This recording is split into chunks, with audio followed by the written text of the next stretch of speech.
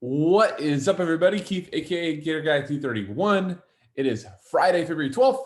Here to break down the 3-game EPL DFS slate. Now, you may have seen the other video if you follow me on Twitter or are searching for DFS Soccer DFS content. I've been so thrilled and honored to be able to get to break down soccer for the Mayo Media Network as well. That went out on Wednesday night.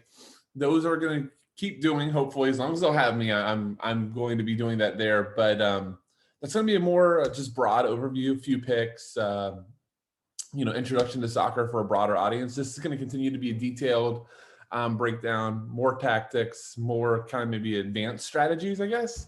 So make sure you keep checking this feed out too at FSI. Quick reminder, bottom right of the screen is the subscribe button. If you want all the soccer videos for every EPL and UCL slate. I guess I say every, and I take Sundays off, but hit that subscribe button. We also have NHL on the channel, golf, NASCAR video. First one was out this week. Mega Ruler and TK Nation did an amazing job and followed up with some amazing content. So gotta check us out. And then just another reminder, if you look in the details, is the link to the site, fsidfs.com, where you can look at premium memberships.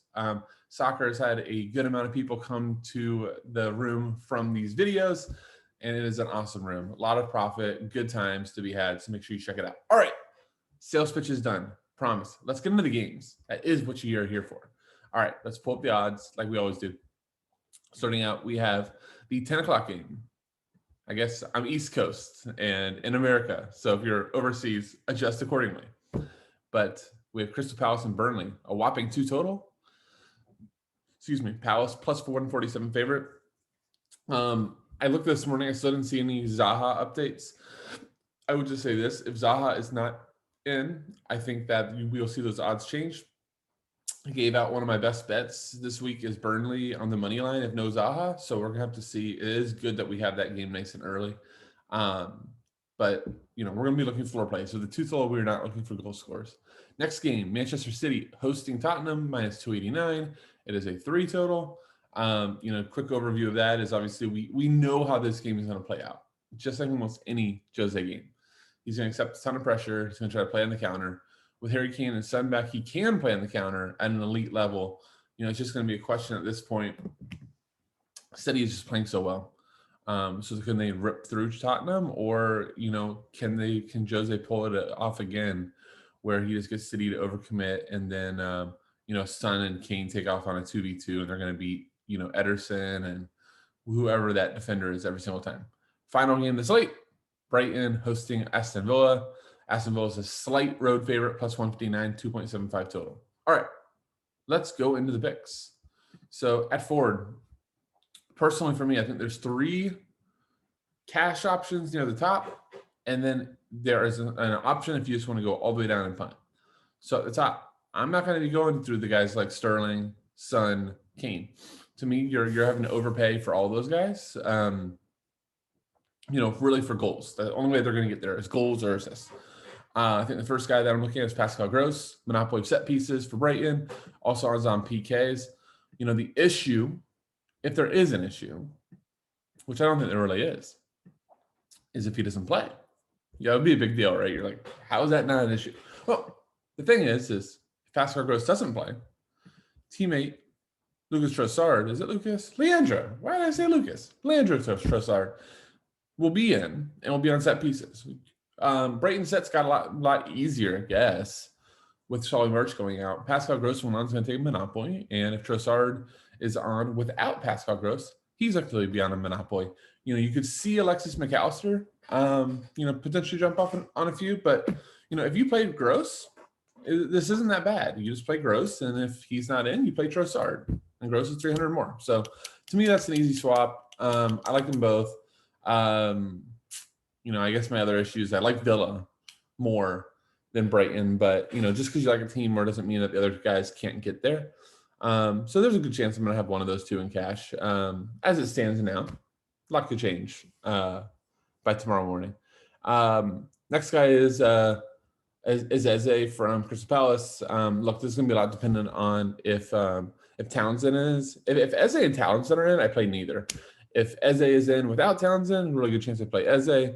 If Townsend is in without, I think I said that right. Eze is in without Townsend, or if Townsend is in without Eze, I would probably I think Eze is safer because he draws more fouls and shoots a little bit more. But Townsend's the guy that can just go get bananas with crossing. So, for those that know me, I'm a sucker for a crappy cross. But yeah, I think they're both fine. But I think the guy that I'm really liking for cash is Dwight McNeil at 6,900. Dwight McNeil's coming off of one of his best games of the season versus Brighton, where he had 17.64 points. Just played midweek as well. But look, here's the thing with Burnley: their squad is so short. I don't think there's any doubt that Dwight McNeil wouldn't play. When he plays 90. They don't really have a good substitute. So yeah, I think he's really nice in the mid tier. I'm sure there's going to be people that are going to be flooding to Riyad Mahrez.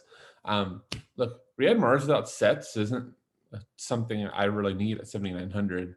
At that point, I don't know. City's tough because City is likely to dominate possession, but Mahrez and Sterling, who I think will start because midweek they started Ferran Torres, Gabriel Jesus, and oh god, who am I blanking out on the front line?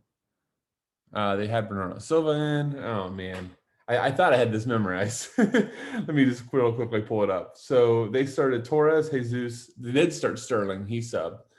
Ilkay Gundogan and Bernardo Silva as their attackers. I think Bernardo and Ilkay both subbed. Bernardo, Ilkay, and Raheem all subbed, which was expected. And I think they'll all start. I believe that Mahrez and Foden will come in for Jesus and Torres. So I'm expecting some sort of front line, and you never know where they're going to end up. But of Sterling, Foden, and Mahrez. Then, surrounding whoever that central defensive midfielder is, whether it's Rodri or whether it's Fernandinho. Rodri got injured, but Ilkay Gundogan and then Bernardo Silva will be in the midfield.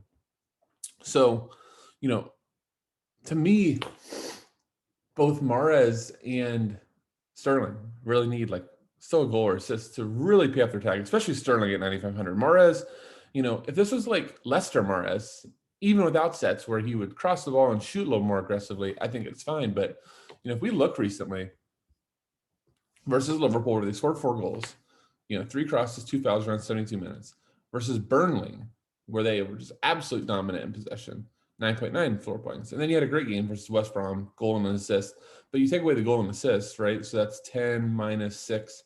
So you still only had 11.6 in a 5-0 game. So Mahrez is fine, right? But just to me, I'd rather pay a little bit more for Gross or a little bit less for McNeil. Or if I'm going down, I guess Zaha is out. So I don't like that Crystal Palace line. I really think Burnley has a lot of value. Or, I guess the Villa guys are fine. I'm probably staying away from them. I think if you don't do that, you go all the way down here. Goodmanson, I just saw that. He shot up to 4,800. But Vidira, where was he? 3,900. It's a punt. Hell, if you want to play on the counter, Bergwijn punt for 3,800 is in play too.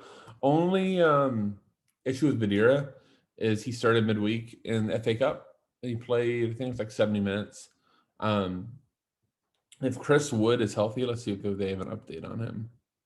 Remains a doubt. So there's still probably going to be Vidira. Vidira or J. Rodriguez to go with Ashley Barnes. Let's make sure Ashley Barnes is still in. Where do they have Ashley Barnes priced at? 5,300. Okay. Yeah. So, Ashley Barnes will start with either with either Vidira or Wood. So that's your forwards. Really, the top 3 options. Pascal Gross, who becomes Trossard. Eze/Townsend, McNeil, and then if you're going to punt, I think it's Vidira. So that's my forward pool. Midfield is the easiest thing on the slate, and where I'm going to give you 2 of core plays. Foden, Jackie Cass. So Phil Foden, likely on majority of sets for City. I guess you never know. Give me 2 seconds. I guess you never know. Gundogan can take some. Obviously, Mahrez can take some, but Foden should at least have some. He plays a false 9 versus Liverpool. It was pretty awesome. Look, here's the reality of Phil Foden. He's just awesome, right? It's like when you put Kevin De Bruyne at the false 9 and he just dominates the game. You put Phil Foden anywhere. The kid's a genius. He's just going to dominate the game, especially versus Spurs, where he's going to have a range of like space and a range of areas to pass in. I love him. I thought he'd be like 9,500, so 8,600 feels like a bit of a deal. So he's locked in. And then Jack Grealish, best floor in the EPL. Yeah, like I get it. Like Madison, technically Kevin De Bruyne, but if you just go a guy that no matter the game environment, whether Villa's going to dominate or Villa's going to be a dog, Jack Grealish just always gets his fouls. He's now taking sets to help. He gets wide, so he gets shot opportunities, shots assisted, chances created, everything that you could possibly want. Jack Grealish does. 9,100 again. They could have put him at 10-1, and I probably would have locked him in. So, to me, midfield doesn't take a lot of thinking here. If you wanted to, I wouldn't call you crazy for playing Gundogan. Look at these game logs, like 28.5, 17.2, 9.5, 28.6, 22.4, 17.3, 8. Like, who is this guy? Seriously, who is OK Gundogan? I think somebody in our chat joked, 2021, you just lock button OK Gundogan, Thomas Suchek. Who was the other guy? Somebody else, just like, for a while it was Reuben Diaz, right? These guys, these non-traditional guys that are getting super expensive, they just always get there and always score. So, I'm not going to play Gundogan for 8,500. I don't call you nuts. Let's see if you can do it. I'm just curious. You probably have to use Videra. So let's say you use Videra. And now you're really going crazy because you're going to stack Videra with McNeil. You can get there. So you can play Gundogan. I didn't think it was that easy, but yeah, you can play Gundogan if you punt off one of their forward spots. So it's not crazy. Yeah. So there's Gundogan there. A lot of MFs here. Midfield until you get to Ashley Westwood's a dead zone. So Ashley Westwood's fine. Split sets with Dwight McNeil. I think I talk about this a lot on this feed, but Ashley Westwood, he's the classic. If you don't get set pieces, he's going to kill you. Calvin Phillips is like that. João Moutinho is like that. These guys that are so reliant on sets. And I've said over and over again, those are the guys I'm really trying to get away from. So look, if I had one spot left, 5,100, and I love the rest of my lineup, I wouldn't even think twice about Ashley Westwood. This is not like an endorsement for me to say, don't play him. It's just don't go that Ashley Westwood is a must play. He is not. He's like one of the last dudes in to make, everything work. And if you love everything else, like that's how Ashley Westwood should be played or treated. It's actually funny how gross midfield is. Rodri, if healthy at 4,400, I think is fine. He's another guy that gets there a lot. McAllister, 4,200. Really, we haven't seen McAllister spread his wings. He was a great player. I want to say it was Boca Juniors. Don't hold me to it. But he's a big loan signing for Brighton. He had one like ridiculous game a few games ago versus Tottenham. Shocker. 1-0, 7 shots, 1 on goal, 2 shots assisted, 16.4 floor. He's going to need to take a bigger role with no Solly March. Morgan Sanson, by the way, like I don't think he's going to start. But you guys need to keep an eye on Morgan Sanson. Morgan Sanson's an absolute baller in the French league. Let's see how it transitions in the Premier League. But for Marseille, he's a phenomenal midfielder, box-to-box type of guy. So just keep your eye on him. Like if he were to start, we're not going to know this last game, but 3,900, that's a steal for his talent. God, I can't get over just how desolate midfield is. Douglas Louise for a punt. I know on a one build I landed there.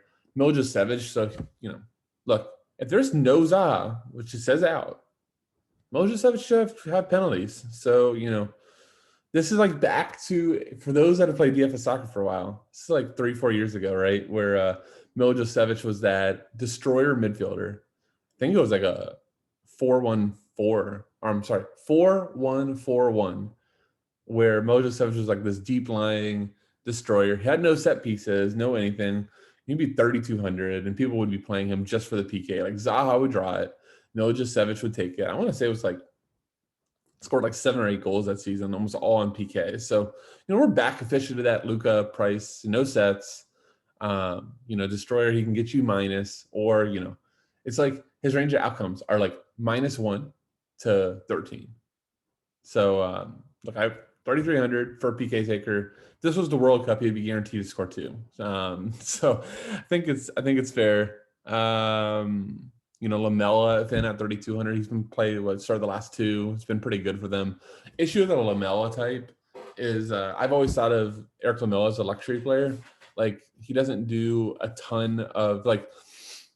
It's only taking me like a year to fully understand why Jose likes Steven Bergwijn. If you just actually watch him, how much that guy runs and gets sticks his nose in on tackles and things like that. So like, I finally get it. I'm not a huge Bergwijn fan, but like, I get it. Lamella is not that. Doesn't want to stick his foot in on tackle. Actually, he'll stick in his foot. He won't stick in his body on a tackle. So I don't think he can play in this game. But 3,200, I can see people doing it. All right. Anything else here is just kind of gross. Defender. There's only one defender worth paying up for this late. It's João Cancelo. Look, the funniest thing with João Cancelo is you technically never know where Pep's going to put him. You could think he's in as a right wing back, but then he plays in the central midfield. He can play just a classic right back. If Kyle Walker's in, that João Cancelo is left back. So he can play everywhere. It doesn't really matter where he plays. With the exception of it being versus Liverpool, he's going to get there if he plays 90. Like in his 90-minute games, we have 9.6, 29.8, 16.2, 12, 7.8, 10.3, 11.5. Like for 5,600, that's good value. And versus Spurs, who we know is going to bunker, who we know is going to invite a lot of pressure, he should get some opportunities, force some crosses, force some shots, things like that, no matter where he lines up. So he's, to me, the class of the defender position. Zinchenko's in. I'll just tell you this. Like, if you look at, like, the heat maps and how they play, when Cancelo is in and like Cancelo on the right and Zinchenko on the left, Zinchenko is not playing as a traditional left back. He's not getting into the byline. He's really holding up like 30, 35 yards up the pitch, kind of as like this like pseudo back three type of thing that Pep does. Like Pep just is a tactical genius. They're like, everybody likes to get into this. It has to be 4-2-3-1 or 3-4-3 or all this. Like Pep has like 9 formations within one play. In position, out of possession, how long you've been on possession, all these things. Like watch all or nothing. Like the guy is just crazy. But I don't really think I'd pay up for Zinchenko. If I was going up at defender, I'd find the way to get to Cancelo. Cash, Target, they're fine, but just on the slate, I just don't think it's conducive to pay up for anybody but Cancelo. And when you go down, like I would just go really down. Dan Burn, I guess there's an outside chance that he plays left wing back, but he's not a traditional left wing back. He's not like something you have to have. The second game, I really want to watch Reuben Diaz. A fever on Wednesday, Tuesday, whatever day that was. Not good. So if he's out, Aymeric Laporte, 2,800. Cool thing with City is, I've told you this many times, but when they're in for 90 minutes, especially versus Spurs, he's going to get close to 80 to 90 accurate passes. So he's going to come with a built-in floor. There's a good chance that Spurs doesn't score versus City. So, there's an outside shot that he's walking on the pitch with a clean sheet with like 6 points at 2,800 would be absolutely awesome. So I think you have to reserve some room and then just swap off. Also down dumpster diving, Ben Mee, my guy, pinched me the king of the pitch ticket. Tarkowski, I like. Konsa and Goa, however you say his name, just always gets there too for Villa. Scott Dan. I wouldn't lock a guy from the first game that much. Like the only guy I would consider is like Ben Mee or Tarkowski. But you could punt down and make these builds work. Hell, Davison Sanchez just scored 2 goals. I don't think he's in. I think it's Toby Alderweireld and Eric Dyer, but Eric Dyer 2,500. So I think that there's some viable punts all the way down here. Like not viable. Viable is the wrong word. Playable is the wrong word. I think there's a live punts down there that at least they're playing. But I'd almost rather pay 2,500 for Eric Dyer than I would pay. Let me just give you an example. 4,500 for Patrick Van Aanholt. Now watch, like Van Aanholt's going to score now, but just on the slate complexion, it's not like a player versus player. It's just that what you can do with the salary in the slate, I think you're better off to just to punt it off. Goalie. All right. Kind of a cool thing about doing the Mayo Media Network thing is just kind of exposing soccer DFS to like a much broader crowd that maybe or maybe not, or maybe has not ever played it or understand. I saw like a mention and then like got this DM from this like guy, like so mad that I said Hugo Lloris was in play. Like, are you mad? They said that you're good at this. Like, this is crazy. How can you play Hugo Lloris? And to me, that is somebody that does not understand the scoring of the goalkeeper position. Keep in mind, me saying that Hugo Lloris is probably going to be the highest owned goalkeeper on the slate has very little to do with me saying that I think Tottenham is going to win. I do not think Tottenham is going to win. What I think is going to happen is I think Hugo Lloris has a chance to get absolutely peppered by shots. We know Hugo Lloris is a good shot stopper. So the way that DraftKings goalkeeping and scoring is working, for just a refresher, if you get 8 saves, right, and you concede 3, that is 10 DK points. If Edison gets 0 saves and concedes 0 and gets to win in clean sheet, he also has 10 points. Edison is 5,900. Hugo Lloris is 3,800. I can do a lot with that 2,000 on this slate. So just keep that in mind. It has nothing to do with like, I think this guy is like the reason that cheap goalkeepers are useful is because when they get peppered, they can have outlier scores. So that's the reality. I've said this many times. I'm going to say it yet again. The best way to pick goalie is start with the cheapest guy on the slate, build the rest of your lineup. And if you get to that final spot or the final 2 spots and you don't love anybody there and you go, look, the difference between, let me just see if I can even do it. Let's just call it Ashley Westwood, 5,100, and Douglas Louise at 3,400. I don't think there's a significant difference. I do. But if you, the player, are sitting there and go, I don't think there's a big difference between these guys, but I feel so much better having Edison than Lloris, then fine, go do it. But if you love your lineup that you get with the cheapest goalie, just plug it. You'd be surprised how often it works out. So goalies, Hugo Lloris, I think it's going to be popular because of the opportunity for a lot of save opportunities and the price. I think please don't tell me Nick Pope is hurt. Okay, he's ready to go. I think Nick Pope at 4,500 is an outstanding play, especially without Zaha. And then, the elephant in the room, or the Edison in the room, is Edison. And the reason I'm bringing up Edison is not for all the clean sheets. He leads the league in clean sheets, only allowed 13 goals and 21 appearances. The issue with Edison is he just doesn't get that many saves, 34 saves in 21 appearances, so less than a save, 2 saves a game. But the reason we are bringing up Edison is that Pep will not deny, and there has been rumors that if Man City were to get a PK, there is a very good chance that Edison will take it. This is a rumor back to, I want to say, about a year and a half ago when Aguero stopped making PKs. Maybe it was 2 years ago. And then they put Mahrez on it versus Liverpool. He skies something over the bar. Then Gabby Jesus comes in. He misses. And it's like a span of like 8 PKs. And I think City made like 2 or 3. Gundogan came on. He misses. So then they finally give it to Kevin De Bruyne. Like, why Kevin De Bruyne wasn't taken to begin with, who knows? And Kevin De Bruyne does what Kevin De Bruyne does. I think he missed 1 the whole time, but looked much better. Kevin De Bruyne's out. Ilkay Gundogan, despite his elite goal-scoring form, the ball is still rising on that PK that he hit versus Liverpool. Hits just smashes it over the bar. And now we're back to where we were again. And City's best penalty kick taker in practice, supposedly, is Edison. Which makes sense. I mean, watch Ederson's ball distribution. It could happen. We had a La Liga slate, or was it Interleague? But a goalie versus, who was it? I want to say it was Ibar. I don't know. It was Dimitrovic or whatever. I only remember because I was second in the GPP because the guy in front of me had a goalie that scored a goal. But there's a chance that Ederson could take a PK here. So I'm definitely gonna put him in GPP because I have to have a share of that. But is he a cash play? I don't know. Just watch it. It'll be interesting. God, it's just crazy to think about, to play a goalie that you don't really want to because there's PK upside. It's weird. But yeah, should be a fun slate. Hope this helped. Thank you guys for watching.